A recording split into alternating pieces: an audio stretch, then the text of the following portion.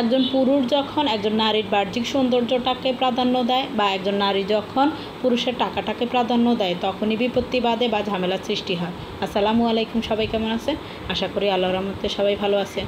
তো সকালবেলা আসলে নাস্তা বানানোর ঝামেলা এড়ানোর জন্য বাহির থেকে নাস্তা নিয়ে আসা হয়েছে। এখানে নান রুটি আর চুপ নিয়ে আসা হয়েছে, কারণ আমার বাচ্চারা চুপ খাবে, ওরা বলছে যে চুপ দিয়ে নান রুটি খাবে, তো তার জন্যেই এখানে চুপ আনা হয়েছে আর নান রুটি, তার সাথে চা।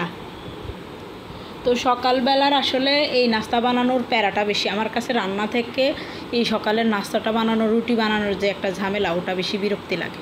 অন্য রান্না করতে আমার অতটা খারাপ লাগে না, তবে এই রুটি বানাতেই বেশি বিরক্তি লাগে। তো যাক, সকালের নাস্তার ঝামেলা শেষ। আর এখানে কলমি শাক নিয়ে আসা হয়েছে, তো 2 আঁটি আনছে, আমি 1 আঁটি ভাজি করব, কারণ সবগুলি একসাথে করলে অতটা ভালো লাগবে না আর এতগুলি খাওয়াও যাবে না, তো তার জন্যই 1 আঁটি সুন্দর করে কেটে নিতেছি।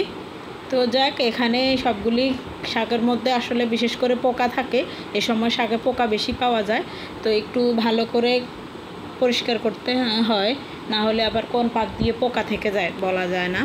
আর পোকা থাকলে খাবারের মধ্যে যদি হুট করে এই পোকাটা ধরা পড়ে তখন কিন্তু খুবই খারাপ লাগে। ওই খারাপ লাগাটা কিন্তু অন্যরকম, কারণ একদম শরীর অসুস্থ হয়ে যায়।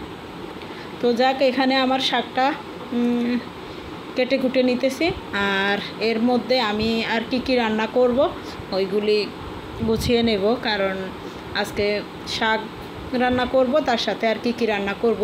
তো শাকটা আমি একটু আলু দিয়ে ভাজি করব, কারণ আলু ছাড়া শাক ভাজি করলে আমার সাহেব পছন্দ করে না, তার জন্য শাক আলু দিয়ে ভাজি করতে হবে। আর এখানে আমি শোল মাছ ধুয়ে নিছি, কারণ শোল মাছ ভুনা করব।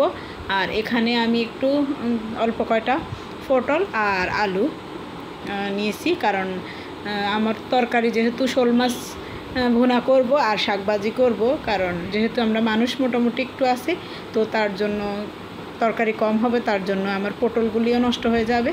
তো এই কারণে পটল আলুর তরকারি রান্না করব, আর এখানে আমি একটু শোল মাছ ভুনা করব। তো যাই হোক, এখানে পটল আলুর তরকারিটা হয়ে গেছে, এবার আমি শোল মাছটা বসিয়ে দেব। আসলে আমরা মেয়েরা যখন একটা ছেলে বিয়ে করবে বলে মেয়ে খোঁজে, তখন তার সৌন্দর্যটাকেই বেশি খোঁজে বা সৌন্দর্যটাকেই বেশি প্রাধান্য দেয়। আর একটা মেয়ে যখন বিয়ে দিবে তখন তার টাকা আছে কি না ওটাকে দেখে, আসলে কিন্তু তা ঠিক না।